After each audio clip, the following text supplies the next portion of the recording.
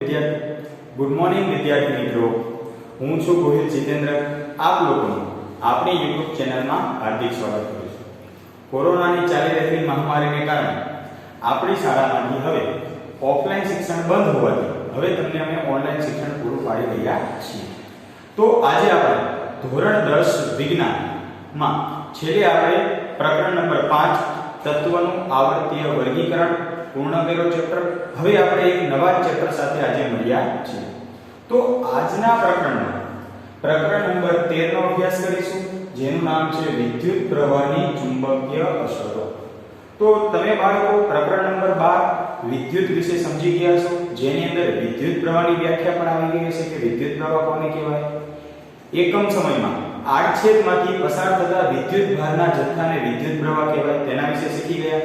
પણ અને છેલ્લે પાછું એવું પણ તમે પાઠ પ્રકરણ નંબર 12 માં શીખી ગયા કે વિદ્યુત પ્રવાહની તાપીય અસર, કે કોઈ પણ વસ્તુ કે સાધનની અંદર જો વિદ્યુત પ્રવાહ પસાર કરવામાં આવે તો એ સાથે સાથે ઉષ્મા પણ ઉત્પન્ન કરતો હોય. એમાં જૂલનો નિયમ પણ આવી ગયો, H = I2RT. તો વિદ્યુત પ્રવાહની તમે તાપીય અસર વિશે પણ ભણી ગયા છો કે કોઈ ઇસ્ત્રી છે કે પછી હીટર છે કે જે શું કરે છે, વિદ્યુત પ્રવાહનું ઉષ્મા ઊર્જામાં રૂપાંતર કરતું સાધન હોય છે. તેમાં તાપીય અસર જોવા મળે કે વિદ્યુત પ્રવાહ પસાર કરો એટલે પાણીને ગરમ કરશે, હીટર હશે તો. એવી જ રીતે ઇસ્ત્રી રહી તો કપડામાં આપણે ઇસ્ત્રી કરતા હોઈએ છીએ તો એ શું પણ કરે છે, વિદ્યુત પ્રવાહનું ઉષ્મા એટલે કે ગરમીમાં રૂપાંતર કરે. તો આપણે વિદ્યુત પ્રવાહને કારણે ઉષ્મા ઉત્પન્ન કરી તે જોઈ ગયા તાપીય અસર. તો આપણે આ પાઠનું નામ શું છે, વિદ્યુત પ્રવાહની ચુંબકીય અસર છે. એટલે કે વિદ્યુત પ્રવાહને કારણે ચુંબક પણ ઉત્પન્ન થઈ શકે, ચુંબકીય અસર ઉત્પન્ન થઈ શકે, તેના વિશે આપણે આ પ્રકરણમાં અભ્યાસ કરવાનો છે. તો સૌથી પહેલા જો ચુંબકીય અસરો વિશે શીખવું હોય તો સૌથી પહેલા ચુંબક શું છે ને તેના વિશે આપણને ખ્યાલ હોવો જોઈએ. તો આપણે પ્રાથમિક ધોરણોમાં ચુંબક વિશે સામાન્ય સમજ મેળવી ગયા છે, છતાં અત્યારે આપણે થોડી ચુંબક વિશે સામાન્ય સમજ મેળવીએ. તો ચુંબક વિશેની સામાન્ય સમજમાં આપણે શું સમજવું પડે તો કે ચુંબક શું છે. તો કે ચુંબક એક પ્રકારનો ચુંબકીય દ્રવ્યનો ટુકડો છે કે જે કાં તો આપણે કુદરતમાંથી મળતો હોય અથવા આપણે એને કૃત્રિમ રીતે બનાવતા હોઈએ છીએ. તમે નાનપણમાં પ્રવૃત્તિ કરતા હોય કે તમે ચુંબકને સતત સોય સાથે ઘસઘસ કરો તો ચુંબકની અંદર સોયની અંદર પણ ચુંબકીય અસર ઉત્પન્ન થતી હોય છે, એટલે કે સોય પણ ચુંબકની જેમ વર્તતી હોય છે. તો ચુંબક શું છે, એક પ્રકારનો ચુંબકીય દ્રવ્યનો ટુકડો છે. પછી ચુંબક કોઈ કયા કયા પદાર્થને આકર્ષી શકે, તો બાળકો તમને એટલી જ ખબર છે કે ચુંબક એ લોખંડને આકર્ષે. એવું નથી, લોખંડ સિવાય પણ અન્ય બે ધાતુ પદાર્થોને આકર્ષતા હોય છે. કયા કયા તો કે ચુંબક લોખંડ, કોબાલ્ટ, નિકલ જેવા પ્રત્યે આકર્ષણ ધરાવે છે. એટલે કે કોબાલ્ટ અને નિકલની બનેલી વસ્તુ હોય તો એના પ્રત્યે પણ આકર્ષણ, એટલે એને પણ ખેંચે છે, જેમ લોખંડને આકર્ષે છે તે જ રીતે. ત્યારબાદ ચુંબકના પ્રકારો પણ તમે સમજી ગયા છો, તો ભણી ગયા છો કે ગજ્યો ચુંબક હોય, નળાકાર ચુંબક હોય, ઘોડાની નાળ જેવો ચુંબક હોય, સોયાકાર ચુંબક હોય. આ બધા ચુંબકના વિવિધ આકારો લગીના પ્રકારો પણ છે. તો આપણે આ પ્રકરણમાં શું ભણવાનું છે તો કે વિદ્યુત પ્રવાહની ચુંબકીય અસરો વિશે ભણવાનું છે.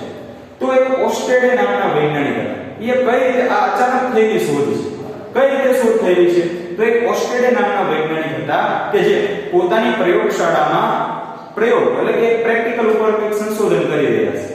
તો એ કેવી રીતનું હતું કે આ રીતની જે તમને આકૃતિ દર્શાવેલી છે એ રીતની એક આકૃતિ છે કે એ પરિપથ બનાવેલો હતો. કઈ રીતે તો કે સૌથી પહેલા આ x અને y જે દર્શાવેલું છે ને xy, એ ધાતુનો એક તાર છે. અથવા લખેલું છે સુરેખ તાર. એક પ્રકારનો શું છે, ધાતુનો સળિયો અથવા તો તાર રહેલો છે. અને એની સાથે શું જોડેલું છે, અવરોધ, અને એની સાથે શું જોડેલું છે, એ મીટર પણ જોડેલું છે, જે તમે પ્રકરણ નંબર 12 માં અભ્યાસ કરી ગયા. એ મીટર શું નોંધે તો કે વિદ્યુત પ્રવાહનું માપ આપે. વિદ્યુત પ્રવાહનું માપન શેના વડે થઈ શકે, એ મીટર વડે થઈ શકે. તો એ મીટર જોડેલું છે, બેટરી જોડેલી છે અને કળ જોડેલું છે. પણ આ એક ખાસ યાદ રાખો, આ સુરેખ તાર છે અને સુરેખ તાર કઈ રીતે જોડાયેલો છે તો કે સુરેખ તાર રહ્યો એ આપણે દાખલા તરીકે સમજી લો કે આ પુસ્તક છે, પુસ્તક આ પુઠ્ઠું છે. એવી રીતે આજે ગુલાબી પીળા રંગનું દર્શાવેલું છે કે પુઠ્ઠું છે. આ પુઠ્ઠાની આરપાર 90 અંશના ખૂણે પસાર થતો એવો સુરેખ તાર કરેલો છે. આ એક છિદ્ર છે, છિદ્રમાંથી સુરેખ તાર પસાર કરેલો છે. તો એક સુરેખ તાર આવેલો છે. હવે એ સુરેખ તાર સાથે આપણે આ રીતે પરિપથ બનાવેલો છે. તો હું શું કરીશ કે ઓસ્ટ્રેલિયા નામના વૈજ્ઞાનિક શું કરી રહ્યા હતા તો કે એ સ્વિચ ચાલુ કરી, એ સ્વિચ ચાલુ કરીને બલ્બ ચાલુ, એટલે કે અવરોધમાં વિદ્યુત પ્રવાહ પસાર કરતા હતા. અવરોધની અંદર શું પસાર કરતા હતા, વિદ્યુત પ્રવાહ પસાર. તો જ્યારે સ્વિચ ચાલુ કરી અને જ્યારે અવરોધમાંથી વિદ્યુત પ્રવાહ પસાર થયો એ મીટરમાં નોંધ્યું કે ભાઈ બેટરીમાંથી વિદ્યુત પ્રવાહ ઉત્પન્ન થયો. બેટરીમાંથી વિદ્યુત પ્રવાહ આપણને ખબર છે ધન ધ્રુવથી ઋણ ધ્રુવ તરફ જતો એટલે વિદ્યુત પ્રવાહની દિશા અહીંયા દર્શાવી છે ધનથી ઋણ ધ્રુવ તરફ. તો જ્યારે કરંટ ચાલુ કરી એટલે બેટરીમાંથી વિદ્યુત પ્રવાહનું વહન થવાનું શું થઈ ગયું? શરૂ થઈ ગયું. જ્યારે એમને જોયું કે જ્યારે આ સૂર્ય તારમાંથી એટલે કે ધાતુના સળિયામાંથી એટલે ધાતુના તારમાંથી જ્યારે વિદ્યુત પ્રવાહ પસાર થાય છે ત્યારે એમને એક વિશિષ્ટ પ્રકારનું અવલોકન મળ્યું. શું જોયું? તો કે એમાં બાજુમાં પડેલું જે હોકા યંત્ર છે, બાજુમાં પડેલું જે હોકા યંત્ર છે એ જ્યારે તારમાંથી વિદ્યુત પ્રવાહ પસાર થાય, આ તારમાંથી વિદ્યુત પ્રવાહ પસાર થતો હોય ત્યારે એ હોકા યંત્રની સોય કોણાવર્તન પામે છે એટલે કે હલનચલન દર્શાવે છે. આવું એ જોયું કોઈ ઓસ્ટેડ નામના વૈજ્ઞાનિક કે જ્યારે એક ધાતુના સળિયામાંથી જ્યારે વિદ્યુત પ્રવાહ પસાર કર્યો, જ્યારે એને અવરોધમાંથી જ્યારે એને વિદ્યુત પ્રવાહ પસાર કર્યો ત્યારે એની બાજુમાં રહેલું એમના બાજુમાં રહેલું હોકા યંત્ર છે એની અંદર રહેલી સોય શું કરતી હતી? કોણાવર્તન એટલે કે આવર્તન દર્શાવતી હતી, હલનચલન થતી હતી. તો એ ક્યારે હલનચલન થાય? કારણ કે આપણે બાળકો જાણીએ છીએ કે હોકા યંત્રની અંદર ચુંબકીય સોય આવેલી હોય છે, એક પ્રકારનું ચુંબક જ રહેલું હોય છે. હોકા યંત્રનો ઉપયોગ દિશા જાણવા માટે થાય છે અને હોકા યંત્રની અંદર શું રહેલું છે? સોયાકાર ચુંબક હોય. સોયાકાર એટલે આવું સોયાકાર ચુંબક રહેલું હોય છે જે આપણને બે દિશા દર્શાવે n અને s દિશા દર્શાવતું હોય છે ચુંબકીય હોકા યંત્રની અંદર. તો એ હોકા યંત્રની અંદર ચુંબકીય સોય રહેલી હોય છે એટલે કે એક પ્રકારનું ચુંબક રહેલું હોય છે. તો એ ચુંબક ક્યારે હલનચલન પામે? તો એનો મતલબ એ શું થયો કે જ્યારે વિદ્યુત પ્રવાહ આમાંથી પસાર થયો ત્યારે વિદ્યુત પ્રવાહ જ્યારે તારમાંથી પસાર થતો ને તારમાંથી, ત્યારે એ વિદ્યુત પ્રવાહ જ્યારે તારમાંથી પસાર થયો ત્યારે એની આજુબાજુ એ તારની આજુબાજુ કંઈક ચુંબકીય અસર ઉત્પન્ન થયેલી હોવી જોઈએ. તો જ આ સોય હલનચલન પામે, નહીતર હલનચલન પામે નહીં. તો એ ચુંબકીય સોય હલનચલન શા માટે પામી છે? કારણ કે જ્યારે વિદ્યુત પ્રવાહ એ આ તારમાંથી પસાર થયો ત્યારે આ બાજુમાં રહેલી હોકા યંત્રની અંદર રહેલી સોય એ શું કરે છે? કોણાવર્તન. કોણાવર્તન એટલે હલનચલન થવું. કોણાવર્તન. તો કોણાવર્તન થવું એટલે શું? સોય હલનચલન પામી, ખસી. તો એ ક્યારે થયું? તો કે જ્યારે વિદ્યુત પ્રવાહ આ તારમાંથી પસાર થયો પછી એ જોયું એ સ્વિચ બંધ કરી દીધી, કળ બંધ કરી તો તરત જ તે જે સોય હલનચલન પામતી હતી ને તરત પોતાના મૂળ સ્થાન પર ઊભી રહી. એનો મતલબ શું થયો? એ ફરી વખત સ્વિચ ચાલુ કરીને પાછું જોયું તો પાછું હોકા યંત્રની સોય શું થઈ? હલનચલન પામી.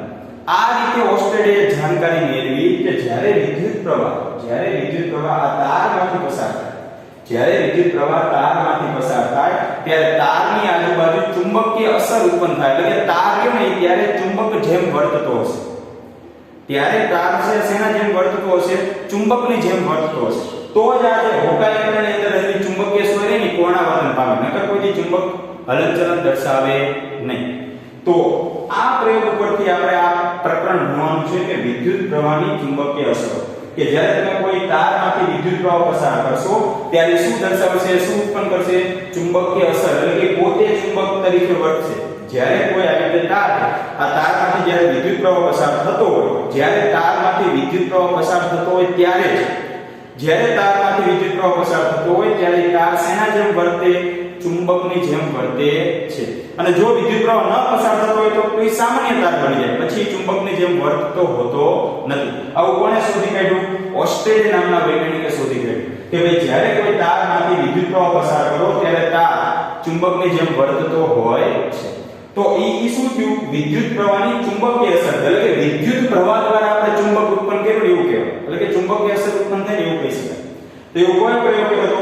ઓસ્ટેડ નામના વૈજ્ઞાનિકે. કોઈ? ઓસ્ટેડ નામના વૈજ્ઞાનિકે આ પ્રયોગ કરેલો હતો કે જ્યારે કોઈ સૂર્ય તારમાંથી વિદ્યુત પ્રવાહ પસાર કરવામાં આવે ત્યારે તાર શેના જેમ વર્તે છે? ચુંબકની જેમ વર્તે. અને એને શેના કારણે આવું શોધી કાઢ્યું હતું કે પ્રવૃત્તિ કરતો હતો ત્યારે ઓલી હોકા યંત્રની સોય શું થઈ? કોણાવર્તન પામી એટલા માટે.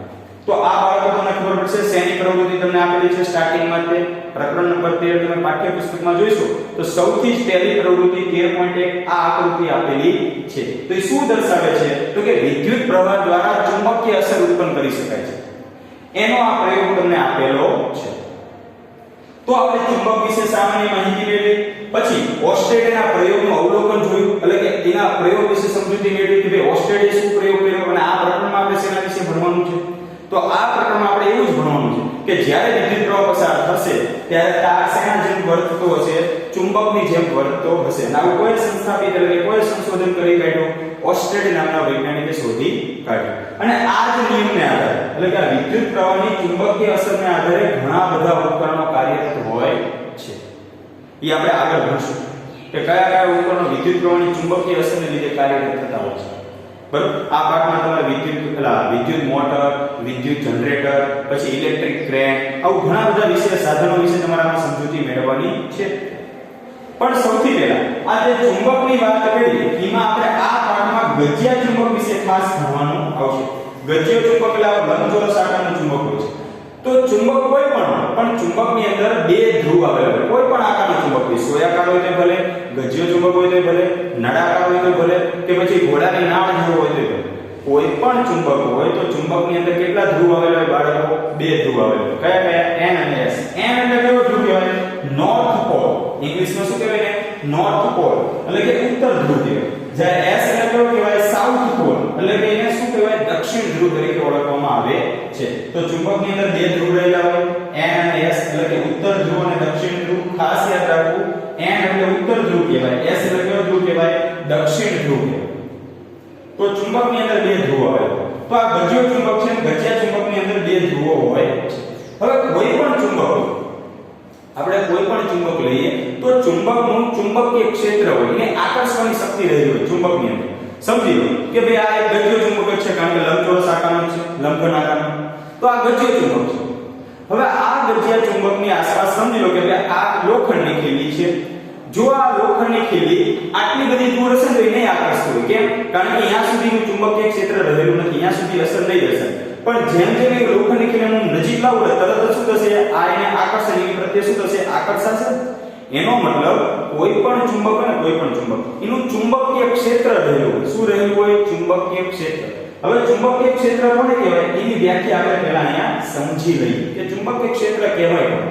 તો ચુંબકીય ક્ષેત્ર આપણે સમજીએ તો સૌથી પહેલા હું એક ચુંબક દોરી લઉં. આ ગજિયો ચુંબક છે જેમાં N અને S આવા બે ધ્રુવ હશે. તો ચુંબકીય ક્ષેત્ર કોને કહેવાય? તો એની વ્યાખ્યા લખી દો. ચુંબક જેટલા વિસ્તારમાં આકર્ષણ કે અપાકર્ષણની અસર દર્શાવતું, જેટલા વિસ્તારની અંદર એનું આકર્ષણ કે અપાકર્ષણની અસર દર્શાવતું તે વિસ્તારને ચુંબકનું ચુંબકીય ક્ષેત્ર કહેવાય. સમજી આ ચુંબક છે તો કેટલા વિસ્તારમાં કોઈ પણ વસ્તુને આકર્ષી શકે અથવા તો અપાકર્ષણ કરી શકે? ઈનો વિસ્તાર. દાખલા તરીકે સમજો કે આટલા વિસ્તારની અંદર હોય, આટલા વિસ્તારની અંદર કોઈ વસ્તુ લાવવામાં આવે તો ચુંબક તરફ એની પ્રત્યે શું કરશે? આકર્ષણ ધરાવશે. અથવા તો કોઈ બીજું ચુંબક હશે N અથવા તો SS તો એને અપાકર્ષણ આપશે. તો એટલો વિસ્તાર ચુંબકનો કયો વિસ્તાર? એટલે ચુંબકનો એવો વિસ્તાર કે જે વિસ્તારમાં આકર્ષણ કે અપાકર્ષણની શું દર્શાવતું હોય? અસર દર્શાવતું. શું દર્શાવતું હોય બાળકો? અસર. સમજી લો કે ભાઈ આ ખીલી છે, ખીલી. હવે એનું આ ચુંબકીય ક્ષેત્ર આપણે જોઈ શકતા નથી. કોઈ પણ ચુંબક હોય, આ ચુંબક છે તો ચુંબકને આપણે એનું ચુંબકીય ક્ષેત્ર જોઈ નથી શકતા કે ભાઈ કેટલા વિસ્તારમાં એ ખેંચાતું હશે, એ આકર્ષણ કેટલા વિસ્તારમાં કરતું હોય એ આપણે જોઈ શકતા નથી. તો ચુંબકીય ક્ષેત્ર, ચુંબકીય ક્ષેત્ર કોને કહેવાય?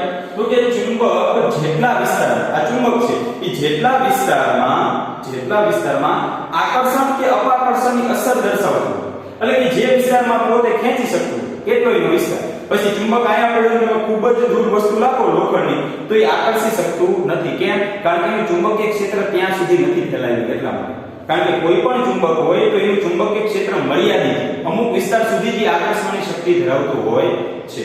તો અહીંયા આપણે શું સમજવાનું છે કે સમજી લો આ ગજિયો ચુંબક છે તેનું ચુંબકીય ક્ષેત્ર આટલું છે. આપણે કલ્પના કરવાની છે કે ભાઈનું ચુંબકીય ક્ષેત્ર આટલા વિસ્તારમાં છે એટલે કે આકર્ષવાની શક્તિ આટલા વિસ્તારમાં છે. જો આ વિસ્તારની બહાર કોઈ વસ્તુ પડી છે, સમજી લો કે આ લોખંડની વસ્તુ અહીંયા પડી છે તો આ ચુંબક એને આકર્ષી શકશે નહીં. કેમ? કારણ કે ચુંબકીય વિસ્તારથી બહાર છે, એના ચુંબકીય ક્ષેત્રથી શું છે? બહાર છે. પણ જો એ વસ્તુ ચુંબકીય ક્ષેત્રની અંદર આટલે રહેલી છે તો તરત એને શું કરશે? આકર્ષણ કે અપાકર્ષણની અસર શું કરશે? દર્શાવશે. તો ચુંબકીય ક્ષેત્ર કોને કહેવાય બાળકો?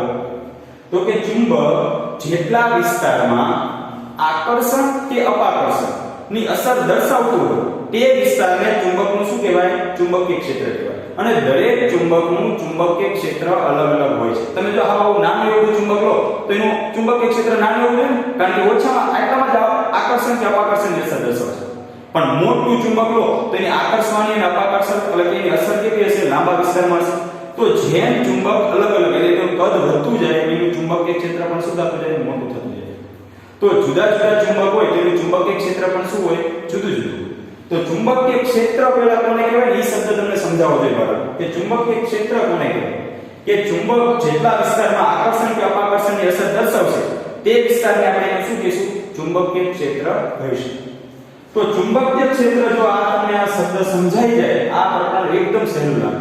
એક તો ચુંબકીય ક્ષેત્ર અને બીજું ચુંબકીય ક્ષેત્ર રેખાઓ. આ બે શબ્દ ખૂબ જ અગત્યના છે. તો ચુંબકીય ક્ષેત્ર સમજાઈ જશે કે ચુંબક જેટલા વિસ્તારમાં આકર્ષણ કે અપાકર્ષણની અસર દર્શાવતું હોય તે વિસ્તારને ચુંબકનું ચુંબકીય ક્ષેત્ર કહે છે. ત્યારબાદ ચુંબકીય ક્ષેત્ર રેખાઓ.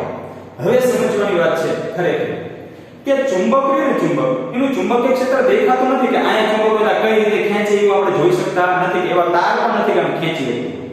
તો ચુંબકીય ક્ષેત્રને જોઈ શકાતું નથી. ચુંબકીય ક્ષેત્ર છે ખરું પાકું કે આયા વસ્તુ પડેલી એને આકર્ષે છે પણ એનું ચુંબકીય ક્ષેત્ર આપણે જોઈ શકતા નથી. તો ચુંબકીય ક્ષેત્રને નથી જોઈ શકતા પણ છતાં આપણે એક કલ્પના કરવી છે કે ચુંબકીય ક્ષેત્ર આવા પ્રકારનું હશે. તો ચુંબકીય ક્ષેત્ર રેખાની વ્યાખ્યા એવા પ્રકારની છે. ચુંબકીય ક્ષેત્ર તો ખબર છે પણ રેખાઓ અંદર એડ નથી. તો આ ચુંબકીય ક્ષેત્ર રેખાઓ કોને કહેવાય? તો કે ચુંબકીય ક્ષેત્ર દર્શાવવા માટે ચુંબકીય ક્ષેત્રને દર્શાવવા માટે ઉપયોગમાં લેવાતી કાલ્પનિક રેખા. સમજી લો કે હવે માનું ચુંબકીય ક્ષેત્ર આમ દર્શાવું આ કાલ્પનિક રેખા આવી રીતે દોરું છું. તો ઉપયોગમાં લેવાતી જે મેં કાલ્પનિક રેખા દોરી કે આટલા વિસ્તારમાં આ ચુંબક આકર્ષે તો આ જે કાલ્પનિક રેખાઓ જે દોરું છું ચુંબકીય ક્ષેત્ર દર્શાવવા ચુંબકનું ચુંબકીય ક્ષેત્ર દર્શાવવા માટે જે આપણે કાલ્પનિક રેખાનો ઉપયોગ કરવી છે એને શું કહેવાય? ચુંબકીય ક્ષેત્ર રેખાઓ કહેવાય. કારણ કે ચુંબકીય ક્ષેત્ર જોઈ શકાતું નથી પણ ચુંબકીય ક્ષેત્રને આપણે કાલ્પનિક રેખાઓ વડે દર્શાવી છે કે આવી રીતનું દેખાતું હશે. તમે પાઠ્યપુસ્તકમાં તમે જોઈ શકો છો પેજ નંબર 224 ઉપર તમને આપેલું છે અને 225 ઉપર પણ સરસ મજાની ગજિયા ચુંબકની ચુંબકીય ક્ષેત્ર રેખાઓ દોરીને આપેલી છે. પેજ નંબર 225 ઉપર આપેલી છે. સરસ મજાની આપેલી છે ગજિયા ચુંબક. તો ચુંબકીય ક્ષેત્ર રેખા શું છે? ચુંબકીય ક્ષેત્ર રેખા તો કે ચુંબકીય ક્ષેત્રને દર્શાવવા માટે એની અસર આટલા વિસ્તારમાં દેખાય પણ એનું રાઉન્ડ થોડું કરેલું હશે. તો ચુંબકીય ક્ષેત્રને દર્શાવવા માટે જે આપણે કાલ્પનિક રેખાનો ઉપયોગ કરવી છે ચુંબકીય ક્ષેત્રને દર્શાવવા માટે જે આપણે આવી કાલ્પનિક રેખાનો ઉપયોગ કરવી છે આવી કાલ્પનિક આને રેખા જે દોરેલી છે જે કાલ્પનિક રેખાનો ઉપયોગ કરવી છે તેને શું કહેવાય? ચુંબકીય ક્ષેત્ર રેખાઓ. તો આ ચુંબકીય ક્ષેત્ર રેખાઓ એક પ્રકારની કલ્પના છે. હકીકતમાં હોતી નથી. ચુંબકીય ક્ષેત્ર રેખાઓ વાસ્તવમાં હોતી નથી પણ ચુંબકીય ક્ષેત્ર વાસ્તવમાં હોય આકર્ષવાની કે અપાકર્ષવાની શક્તિ ચુંબક પાસે છે તે વાસ્તવ છે પણ દેખાતી નથી. તો આ શું કરવાનું? ચુંબકીય ક્ષેત્ર રેખાઓ વડે ચુંબકીય ક્ષેત્ર રેખાઓ વડે આપણે શું દર્શાવી? ચુંબકીય ક્ષેત્ર દર્શાવી છે. તો ચુંબકીય ક્ષેત્ર રેખા એક પ્રકારની કાલ્પનિક છે. આપણી કલ્પના છે આવી રીતનું ચુંબકીય ક્ષેત્ર દર્શાવતું હશે તો આવી રીતનું હશે. તો બાળકો તમને આ બે શબ્દ સમજાવવા જોઈએ તો આપણે આગળ પાઠ સમજી શકીએ. તો સૌથી પહેલા તો તમને ચુંબકીય ક્ષેત્ર અને ચુંબકીય ક્ષેત્ર રેખા આ બે શબ્દ સરસ મજાના સમજાઈ જવા જોઈએ કે ચુંબકીય ક્ષેત્ર કોને કહેવાય? તો કે ચુંબક જેટલા વિસ્તારમાં આકર્ષણ કે અપાકર્ષણની અસર દર્શાવે એ વિસ્તારને શું કહેવાય? ચુંબકીય ક્ષેત્ર કહેવાય. અને ચુંબકીય ક્ષેત્ર રેખા શું છે? તો કે ચુંબકીય ક્ષેત્ર રેખા શું છે? તો કે ચુંબકીય ક્ષેત્રને દર્શાવવા માટે જે આપણે આવી કાલ્પનિક રેખાઓ દોરશું જે આપણે કાલ્પનિક રેખા દોરવામાં આવે છે એ રેખાને શું કહેવાય? ચુંબકીય ક્ષેત્ર રેખા કહેવામાં આવે છે. તો આ બે શબ્દ જો તમને સમજાઈ જાય તો જ તમને આ આખો પાઠ વ્યવસ્થિત સમજાશે. તો આ બે શબ્દ તમને સમજાવવા જરૂરી છે. તો હવે આપણે આગળનો ટોપિક લઈશું ચુંબકીય ક્ષેત્રની લાક્ષણિકતાઓ. અને બોર્ડમાં પૂછવા માટે સૌથી મોસ્ટ ટાઈમની પ્રશ્ન કહી શકાય. 2 ગુણમાં પ્રશ્ન દર વખતે પૂછાતો કે ચુંબકીય ક્ષેત્રની લાક્ષણિકતાઓ સમજાવો. આપણે ચુંબકીય ક્ષેત્ર રેખા દોરવી પણ એ ક્ષેત્ર રેખાની લાક્ષણિકતા શું છે? તો ચુંબકીય ક્ષેત્ર રેખાની લાક્ષણિકતાઓ તો આપણે એની 4 લાક્ષણિકતા છે એટલા માટે 2 ગુણમાં પૂછાય. તો ચુંબકીય ક્ષેત્ર રેખાની લાક્ષણિકતાઓ આપણે હવે સમજીશું. તો ચુંબકીય ક્ષેત્ર રેખાની લાક્ષણિકતા સમજવી હોય તો સૌથી પહેલા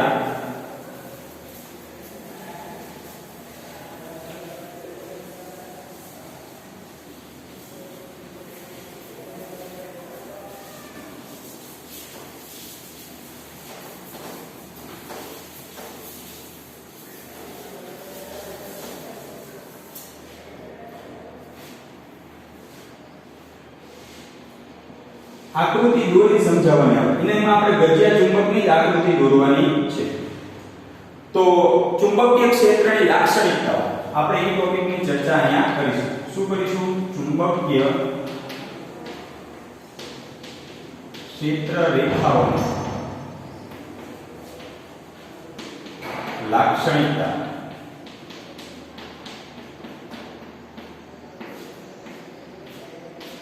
તો ચુંબકીય ક્ષેત્ર રેખાની લાક્ષણિકતા આપણે બાળકો સમજવી હોય તો એની પહેલી લાક્ષણિકતા શું છે કે ક્ષેત્ર રેખાઓ કેવા પ્રકારે ચુંબકીય ક્ષેત્ર દર્શાવતી હશે તો શું કરતી હશે? તો એની પહેલી લાક્ષણિકતા છે કે ચુંબકીય ક્ષેત્ર રેખાઓ ચુંબકના ઉત્તર ધ્રુવથી શરૂ કરી દક્ષિણ ધ્રુવ તરફ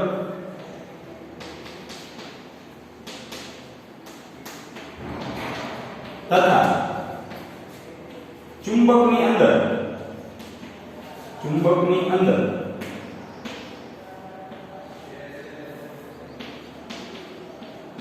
દક્ષિણથી ઉત્તર તરફ ગતિ કરે છે. ગતિ કરી બંધગાળા રચે છે. શું રચે છે? બંધગાળા રચે છે. તો પહેલી લાક્ષણિકતા ને બંધગાળા પર. આમાં આપણે એક શબ્દ ખાસ યાદ રાખશું. એની ઉપરથી આખી લાક્ષણિકતા યાદ રહી જશે. જો કઈ રીતે રહે છે તો સૌથી પહેલા શું કીધું કે ચુંબકીય ક્ષેત્ર રેખા આ આપણે પાસે ગજિયો ચુંબક છે તો આ ગજિયા ચુંબકની ચુંબકીય ક્ષેત્ર રેખાઓ રે થોડી આ બાજુ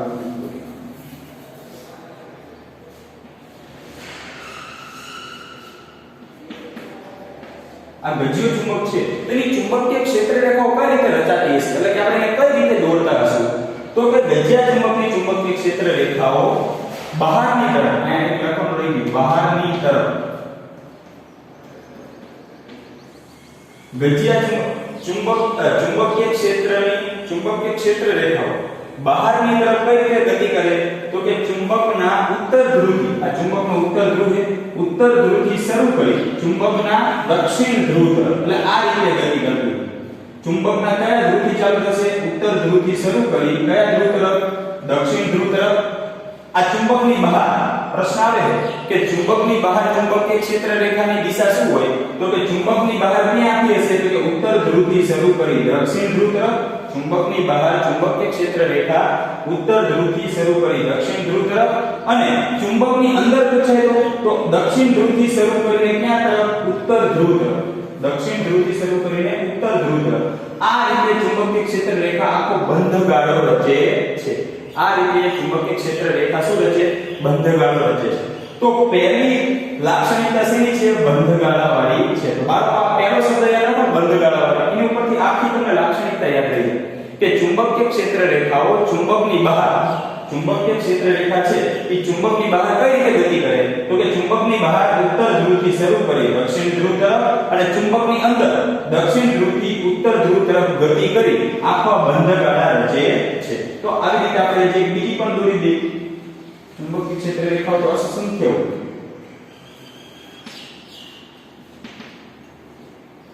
તો ઉત્તર ધ્રુવથી શરૂ થશે અને કયા તરફ જશે આવી રીતે દક્ષિણ ધ્રુવ તરફ જશે હજી એક આપણે આવી દોરી જેવી આવી ઘણી બધી દોરી છે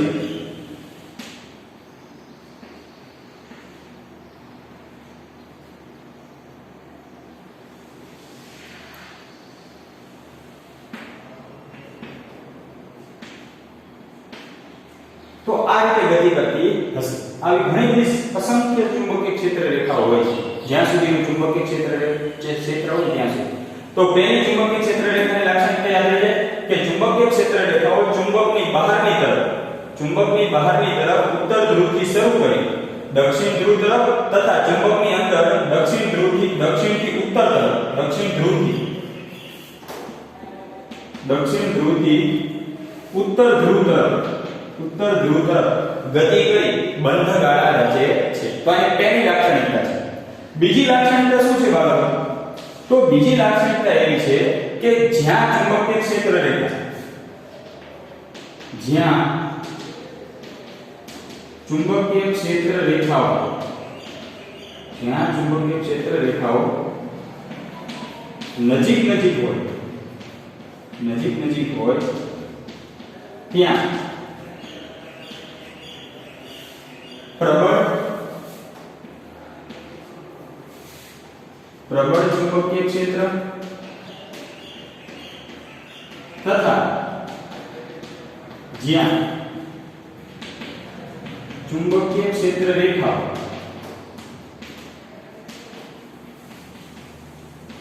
દૂર હોય ત્યાં નિર્બળ ચુંબકીય ક્ષેત્ર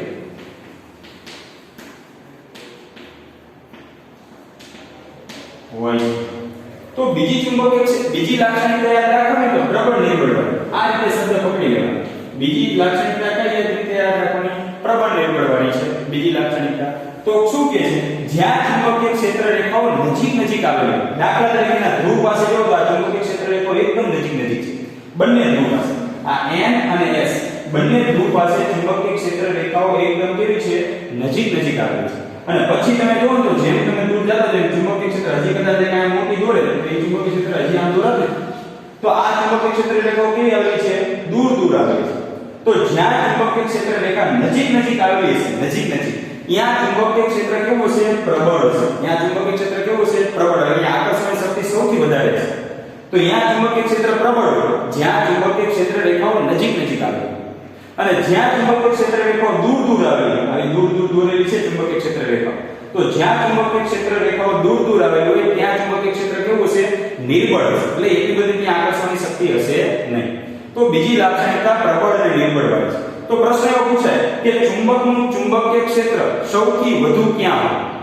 એટલે કે ચુંબકનું ચુંબકીય ક્ષેત્ર ક્યાં પ્રબળ હોય અથવા તેની આકર્ષણની શક્તિ સૌથી વધુ ક્યાં હોય? તો સૌથી પ્રબળ ચુંબકીય ક્ષેત્ર ક્યાં જોવા મળે? એના બંને ધ્રુવો આગળ. ક્યાં જોવા મળે? એના બંને ધ્રુવો આગળ. આ પ્રશ્ન ખૂબ જ પૂછાય છે વિકલ્પમાં કે ખરા ખોટામાં ઘણી બધી રીતે કે પ્રબળ ચુંબકીય ક્ષેત્ર ક્યાં જોવા મળે કોઈ પણ ચુંબકનું? તો એ ચુંબકના બંને ધ્રુવો આગળ જોવા મળે. કારણ કે આ ચુંબકીય ક્ષેત્ર રેખાઓ કેવી છે? એકદમ નજીક આવેલી છે એટલા માટે.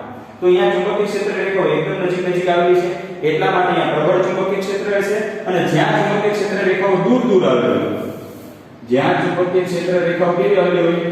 દૂર આવેલી હોય, દૂર હોય ત્યાં ચુંબકીય ક્ષેત્ર કેવું હોય? નિર્બળ ચુંબકીય ક્ષેત્ર હોય છે. તો બીજી લાક્ષણિકતા પ્રબળ અને નિર્બળ વાળી છે. ત્રીજી લાક્ષણિકતા જોઈએ તો કે ચુંબકીય ક્ષેત્ર રેખા એ સદિશ રાશિ છે. કેમ? કારણ કે ચુંબકીય ક્ષેત્ર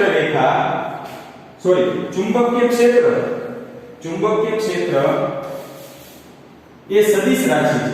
કારણ કે મૂલ્ય અને દિશા બંનેની જરૂર પડે છે. એને દર્શાવવા માટે શેની જરૂર પડે? મૂલ્ય અને દિશા બંનેની જરૂર પડે. આપણે પેલા સદિશ અને અદિશ રાશિ કોને કહેવાય એ ખબર પડવી જોઈએ. કેવી રાશિ છે? ચુંબકીય ક્ષેત્ર સદિશ રાશિ છે. સદિશ કેવી રાશિ? એટલે કે જે રાશિને દર્શાવવા માટે આપણે દિશા અને મૂલ્ય બંનેની જરૂર પડે. જેમ કે વેગ છે તો એ કેવી છે? સદિશ રાશિ છે. તેમાં દિશા અને મૂલ્ય બંને ખબર હોવી જોઈએ. જ્યારે ઝડપ છે ને અદિશ રાશિ છે. એમાં માત્ર મૂલ્યની જ જરૂર પડે, દિશાની જરૂર હોતી નથી. તો આ ચુંબકીય ક્ષેત્ર કેવી રાશિ છે? ચુંબકીય ક્ષેત્ર તો કે ચુંબકીય ક્ષેત્ર સદિશ રાશિ છે. કારણ કે એમાં શેની જરૂર પડે? તેને દર્શાવવા માટે મૂલ્ય અને દિશા બંનેની જરૂર પડતી હોય છે. પ્રશ્ન પૂછાય કે કોઈ પણ બિંદુ, આ બિંદુ પાસે મારે ચુંબકીય ક્ષેત્રની દિશા જોવી હોય તો કે કોઈ પણ બિંદુ પાસે ચુંબકીય ક્ષેત્રની દિશા કેવી હોય? તેના સ્પર્શકની દિશામાં. ચુંબકીય ક્ષેત્રની દિશા એટલે ક્યાં હોય? એના સ્પર્શકની દિશામાં લેવામાં આવે છે. આ પણ પ્રશ્ન છે કે ચુંબકીય ક્ષેત્રમાં ચુંબકીય ક્ષેત્રની દિશા કઈ તરફ હોય? તો એના સ્પર્શકની દિશામાં હોય છે. તો અહીં ત્રીજી લાક્ષણિકતા છે. અને હવે છેલ્લી લાક્ષણિકતા ચોથી. તો ચોથી લાક્ષણિકતા શું છે? તો કે ચુંબકીય ક્ષેત્ર રેખાઓ ક્યારે એકબીજાને છેદતી નથી. તો આ છેલ્લી લાક્ષણિકતા કે ચુંબકીય ક્ષેત્ર રેખાઓ ક્યારેય એકબીજાને છેદતી નથી. તમે દાખલા તરીકે આમ મેં ચુંબકીય ક્ષેત્ર રેખા આવી રીતે નથી દોરી. આ એકબીજાને ક્યાંય આમાં છે છેદતી નથી. તમે જોઈ શકો છો આપણે આ જે ચુંબકીય ક્ષેત્ર રેખાઓ જેટલી પણ દોરેલી છે પાઠ્યપુસ્તકમાં પણ તમે જોયું જેટલી પણ ચુંબકીય ક્ષેત્ર રેખાઓ હશે એ ક્યારેય એકબીજાને છેદતી નથી. અને જો છેદે દાખલા તરીકે સમજી લો કે બે ચુંબકીય ક્ષેત્ર રેખા મેં આમ દોરી તો આ એકબીજાને જ્યાં છેદશે ને ત્યાં આપણને બે દિશા મળશે ચુંબકીય ક્ષેત્રની. કારણ કે ચુંબકીય ક્ષેત્ર દિશા અને મૂલ્ય બંને ધરાવે. તો જો તમે હોકાય તરફથી માપો જ્યાં છેદ બિંદુ પાસે જો અહીંયા માપો તો અહીંયા તો બે દિશા મળે અને એ શક્ય નથી. એટલા માટે ચોથી લાક્ષણિકતા શું યાદ રાખવાની ચુંબકીય ક્ષેત્ર રેખાઓ ક્યારેય એકબીજાને છેદતી નથી. તો કુલ 4 લાક્ષણિકતા થઈ. ચારે ચાર ખૂબ જ મોસ્ટ આઈએમપી છે. કઈ રીતે યાદ રાખશો? પહેલી લાક્ષણિકતા બંધ ગાળાવાળી, બીજી લાક્ષણિકતા પ્રબળ અને નિર્બળ વાળી, ત્રીજી લાક્ષણિકતા સદિશ રાશિ વાળી અને ચોથી લાક્ષણિકતા છેદતી નથી. આવી 4 પ્રકારની લાક્ષણિકતાઓનો અભ્યાસ કરીએ. તો સૌથી પહેલા ફરી એક વખત રિમાઇન્ડ કરી લઈએ ચારે ચાર લાક્ષણિકતા. પહેલી લાક્ષણિકતા શું હતી? ચુંબકીય ક્ષેત્ર રેખાઓ ચુંબકની બહાર ઉત્તર ધ્રુવથી શરૂ કરી દક્ષિણ ધ્રુવ તરફ અને ચુંબકની અંદર શું આવશે? દક્ષિણથી ઉત્તર ધ્રુવ તરફ ગતિ કરી અને શું રચે? આવા બંધગાળા રચે છે. બીજી લાક્ષણિકતા શું હતી? કે જ્યાં ચુંબકીય ક્ષેત્ર રેખાઓ નજીક નજીક હોય ત્યાં પ્રબળ ચુંબકીય ક્ષેત્ર હશે અને જ્યાં ચુંબકીય ક્ષેત્ર રેખાઓ દૂર દૂર આવેલી હોય ત્યાં ચુંબકીય ક્ષેત્ર કેવું હશે? નિર્બળ હશે. ત્રીજી લાક્ષણિકતા શું હતી? તો કે ચુંબકીય ક્ષેત્ર એ કેવી રાશિ છે? સદિશ રાશિ છે. કારણ કે તેને દર્શાવવા માટે મૂલ્ય અને દિશા બંનેની જરૂર પડતી હોય છે. અને ચોથી લાક્ષણિકતા શું હતી? ચુંબકીય ક્ષેત્ર રેખાઓ ક્યારેય એકબીજાને છેદતી હોતી નથી. તો આ બાળકો બોર્ડ માટેનો મોસ્ટ આઈએમપી પ્રશ્ન છે અને આ તમારે યાદ રાખવાનો રહેશે. ચારે ચાર લાક્ષણિકતા અને એની આકૃતિ. પ્રશ્ન પૂછાય છે ચુંબકીય ક્ષેત્ર રેખાઓની લાક્ષણિકતા સમજાવો. તે તમે જોઈ શકો છો. માર્ગમાં પણ પ્રશ્ન પૂછેલો છે, અસાઇનમેન્ટમાં પણ પ્રશ્ન પૂછેલો છે અને તમારી સ્વાધ્યાય પોથીમાં પણ આ પ્રશ્ન આપેલો હશે. તો આશા રાખું છું આજનો જે આપણે આ પહેલો ભાગ હતો ચુંબકીય વિદ્યુત પ્રવાહની ચુંબકીય અસરો તેમાં તમે આજે ચુંબકીય ક્ષેત્ર રેખા અને ચુંબકીય ક્ષેત્ર રેખાની લાક્ષણિકતાનો વ્યવસ્થિત રીતે અભ્યાસ કર્યો હશે. જો તમને કોઈ પણ પ્રશ્ન હોય તો તમે કોમેન્ટ કરીને કહી શકો છો. તો આજે આપણે આટલું રાખશું. જય હિન્દ, જય ભારત.